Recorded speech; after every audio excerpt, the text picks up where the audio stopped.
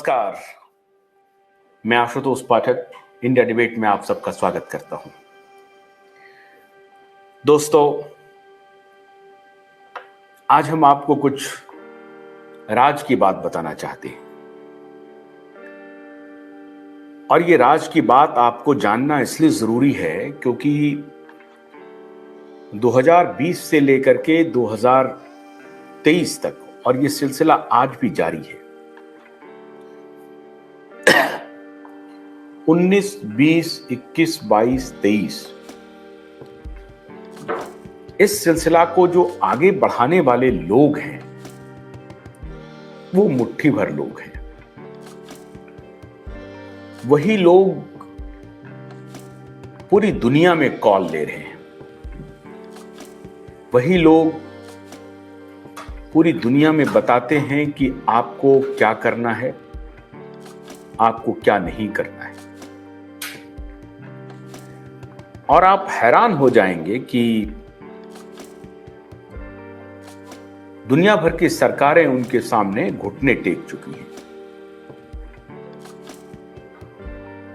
बाकी देश की सरकारों ने जो उनके सामने घुटने टेका है, तो वहां कम से कम उनके इस कृत्य के खिलाफ लोग सड़कों पर निकलते हैं, मीडिया में आवाज सुनाई पड़ती है और पॉलिटिकल पार्टी भी कहीं कहीं सामने दिखाई पड़ती है, जैसे कि अमेरिका में दिखाई पड़ रही है। जिस प्रकार से अमेरिका में दिखाई पड़ रही है उस प्रकार से अन्य देशों में नहीं दिखाई पड़ रही है, लेकिन दिखाई पड़ रही है अमेरिका में। दुर्भाग्य की बात यह है कि अमेरिका खुद इस सभी षड्यंत्र का जनक है और इन सभी षड्यंत्र को जो एक्सपोज करने वाले हैं वो भी अमेरिकन ही हैं। भारत में हम लोग इस षड्यंत्र को लगातार एक्सपोज कर रहे हैं, लेकिन किसी के ऊपर कोई जू नहीं रेंग रही है, और वो इसलिए नहीं रेंग रही है, उसके पीछे का कारण ये है क्योंकि जिनके भी सर पे आप हाथ रख रहे हैं, जिनके भी पास आप जा रहे हैं, हैरानी ये हो रही है कि सबके सब उसी षड्यंत्र के हिस्सेदार निकल पा रहे हैं। आज मैं उन्हीं ट्रेल को आपके सामने रख रहा हूं जो काफी महत्वपूर्ण ट्रेल है, और यह बताने की कोशिश करूंगा कि जो बात 2009-10 में शुरू हुई थी, 15 में काफी मैच्योर कर गई, और उसके बाद 19-20 में उसका पूरा जो रिहर्सल चल रहा था 19 के पहले, 19 के बाद वो रिहर्सल नाटक के रूप में दुनिया के सामने आ गया। और वो एक पॉलिटिकल नाटक भी था, व्यावसायिक नाटक भी था, जरिया बनाया गया स्वास्थ्य को, हेल्थ केयर को। हेल्थ केयर के माध्यम से पूरी व्यूह रचना रची गई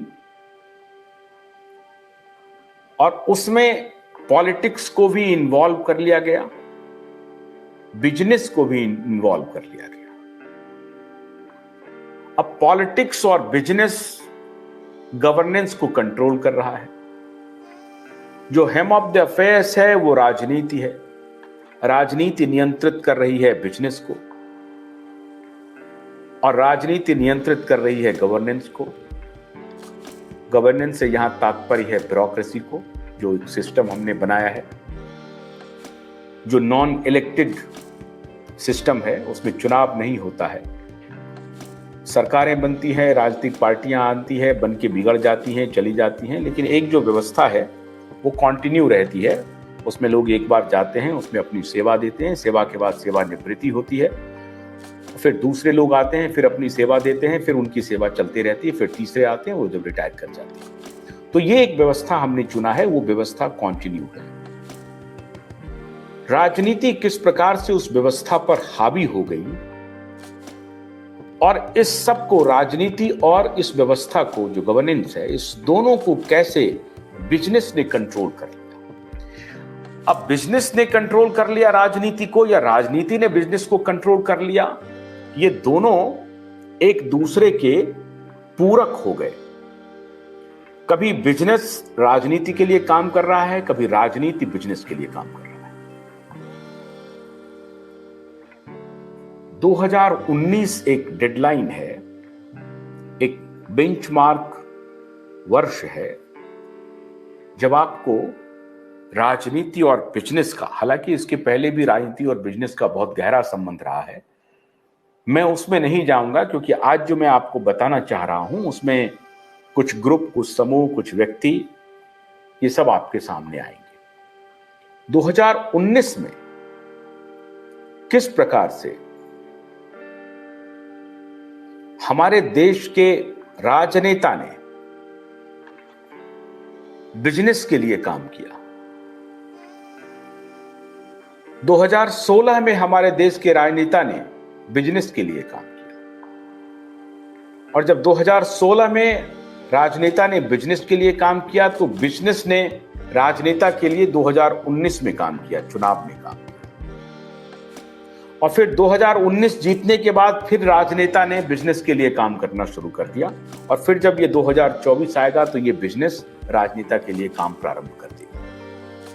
ये शगल है, ये रिश्ता है राजनीति और बिजनेस का।